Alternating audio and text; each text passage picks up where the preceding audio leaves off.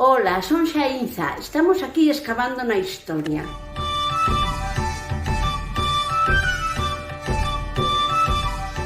O reino suevo é un dos primeiros reinos europeos.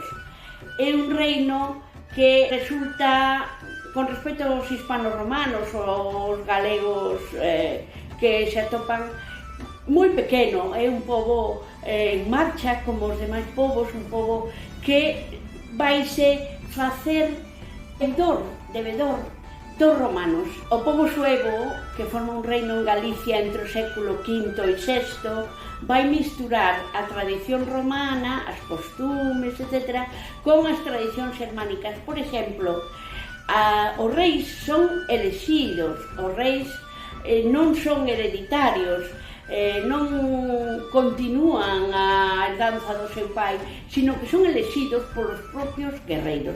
E isto vai chocar, como vai pasar cos visigodos, moito, e vai a crear moitos problemas.